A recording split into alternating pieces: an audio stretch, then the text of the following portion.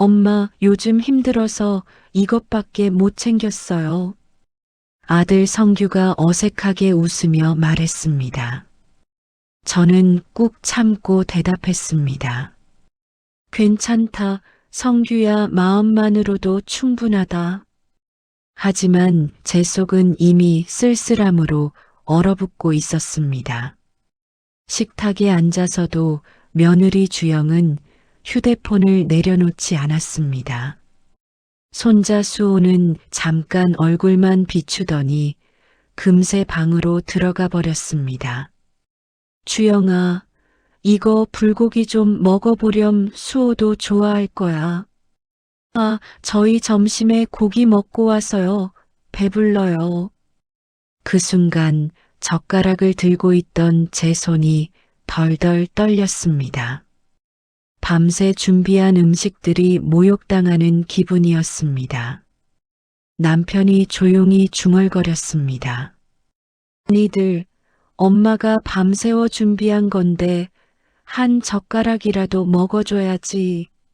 하지만 며느리는 못 들은 척했고 아들은 억지로 밥 한 숟가락만 뜨다 말았습니다.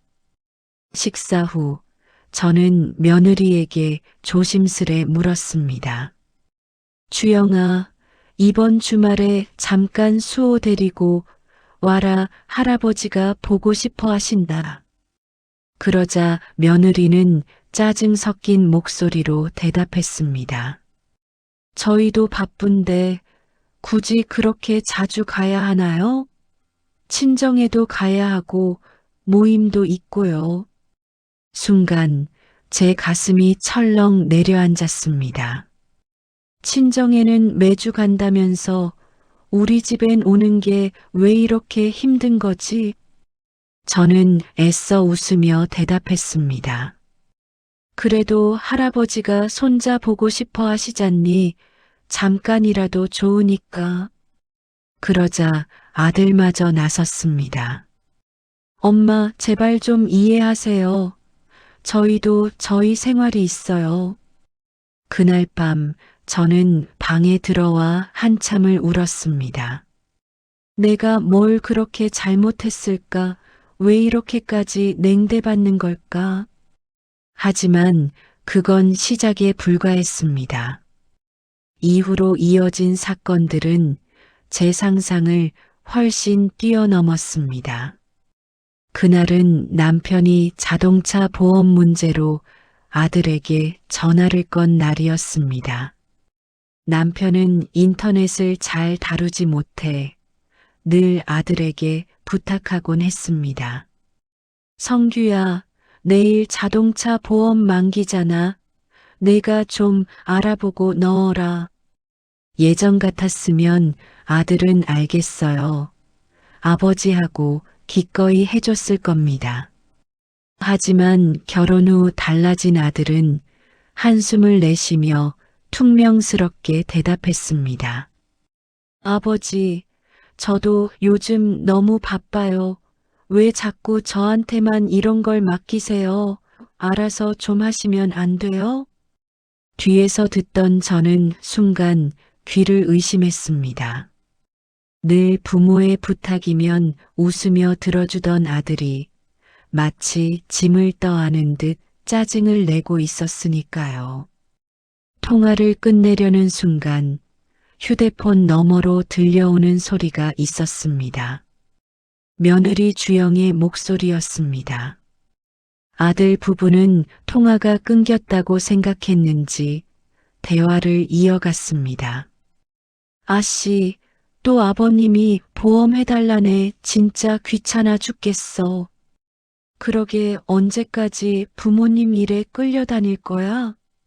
요즘 어른들은 다 핸드폰으로 하는데 왜 못한다는 핑계만 대시는지 몰라. 저는 귀를 의심했습니다. 이어지는 말들은 더 충격적이었습니다. 효도라면서 맨날 부탁만 하지 집이고 차고 다 자기들이 쥐고 있으니까 우리가 효도라도 바라나 보지. 그러게 근데 차도 아버지 명의 집도 아버지 명의잖아. 우리 앞으로 넘어올 때 됐지 적당히 불쌍한 척 좀 하면 아버님이 또 마음 약해져서 다 해주실 거야. 그 순간 제 심장이 쿵 내려앉았습니다. 아들 입에서 나온 말은 더 참혹했습니다. 맞아, 추석 때는 그냥 싸구려 선물 하나 들고 가자. 그래야 우리가 힘들어 보이지.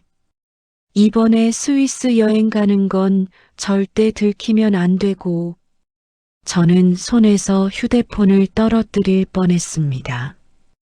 그 대화가 전부 자동 녹음 파일로 제 휴대폰에 남아 있었습니다.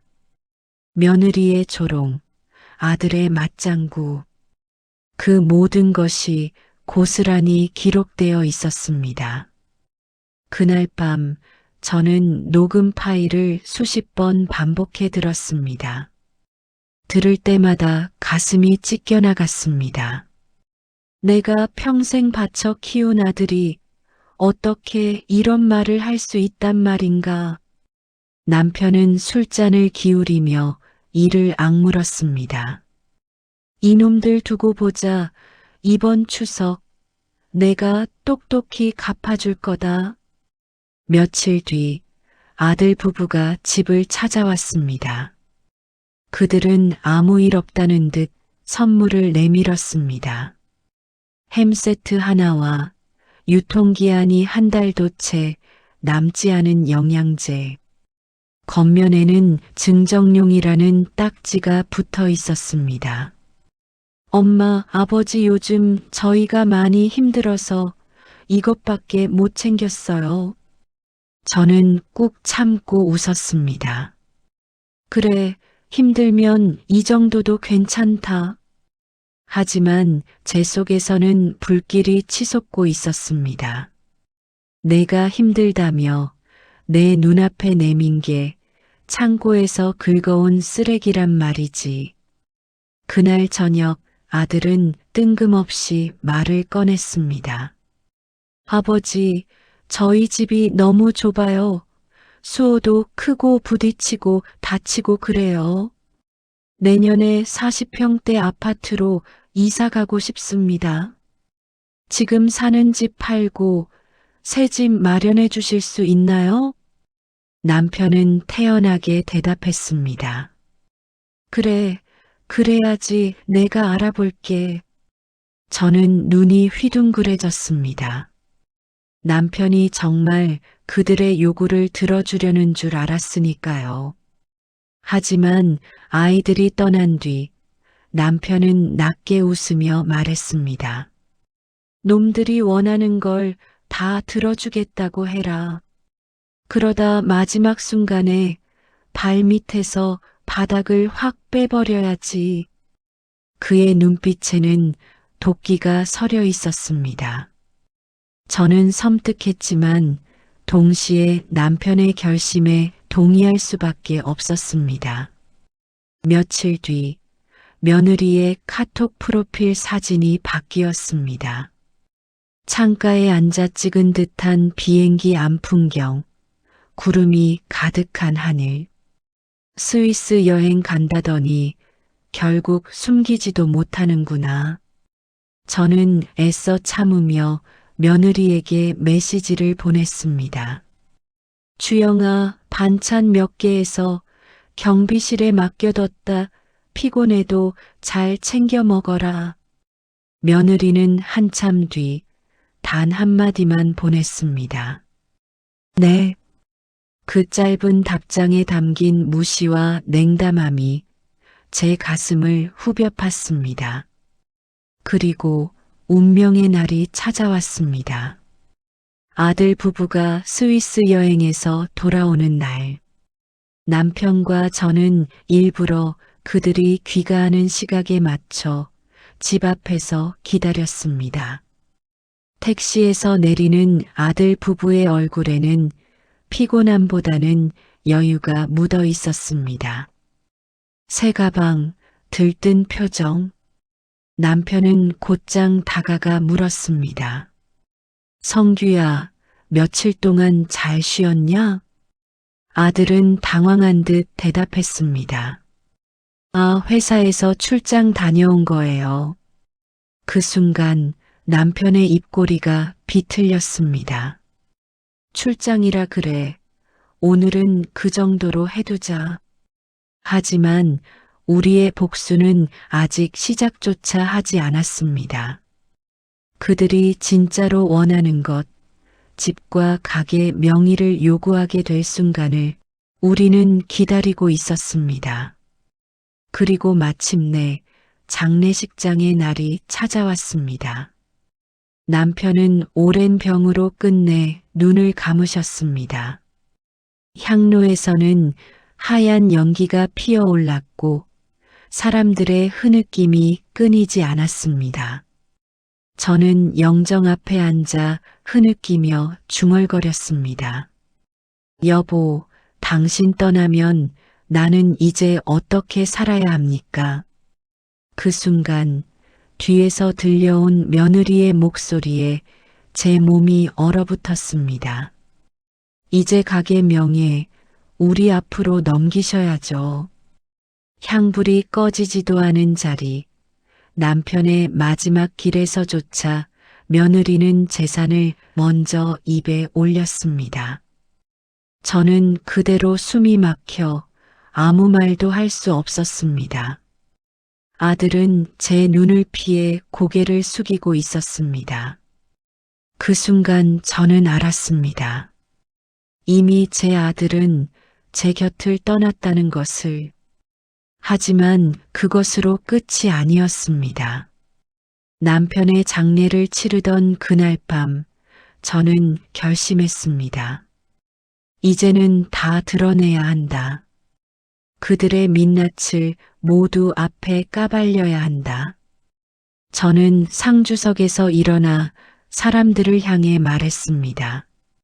여러분, 오늘 저는 이 자리에서 한 가지를 들려드리려 합니다. 제 남편의 영정 앞에서조차 재산을 따지던 저 아이들의 진짜 속마음을. 사람들은 웅성거리기 시작했습니다. 저는 떨리는 손으로 휴대폰을 꺼내 녹음 파일을 재생했습니다. 스피커에서 생생하게 울려 퍼진 며느리와 아들의 목소리. 효도라면서 맨날 부탁만 해 집이고 차고 다 자기들이 쥐고 있으니까 우리가 효도라도 바라나 보지. 맞아. 추석 때는 그냥 싸구려 선물 하나 들고 가자. 그래야 힘들어 보이지. 이번에 스위스 여행 가는 건 절대 들키면 안 되고. 순간 장례식장 안이 얼어붙었습니다.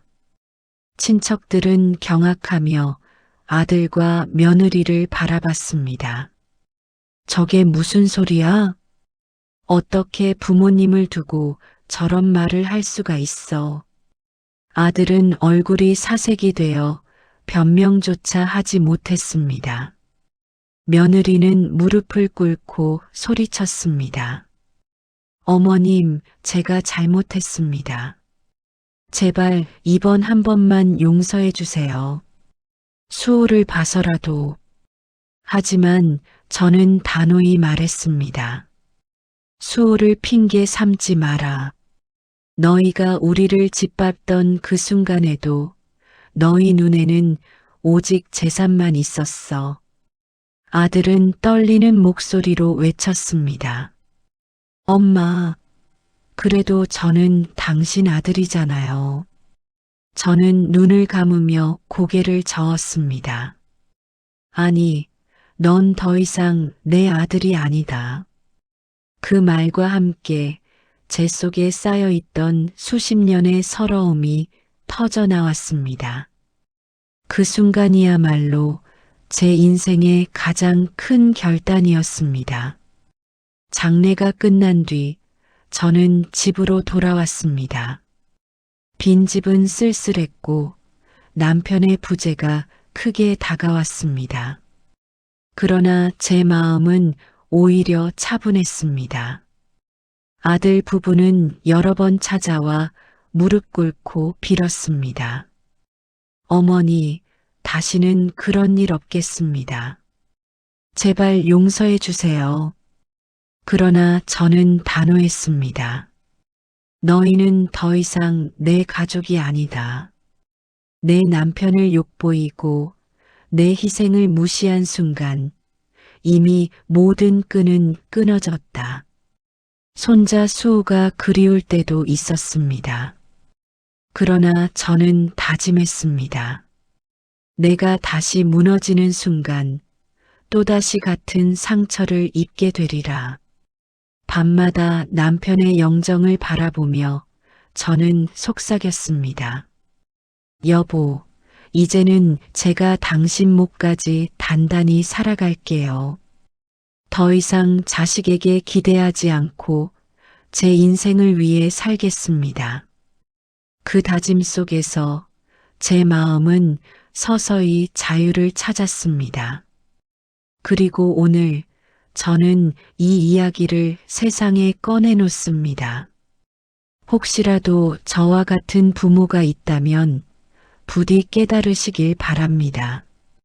부모의 희생을 당연하게 여기는 자식은 결코 효자가 될 수 없다는 것을, 배신 앞에서도 무너지는 대신 스스로의 존엄을 지켜야 한다는 것을, 시청자 여러분, 여러분이라면 어떻게 하시겠습니까? 여러분도 저처럼 결단을 내릴 수 있으시겠습니까? 저와 같은 부모가 더 이상 눈물 짓지 않도록 여러분의 생각을 댓글로 남겨주십시오. 그리고 이 이야기가 누군가에게 힘이 될 수 있도록 구독과 좋아요, 알림 설정 부탁드립니다.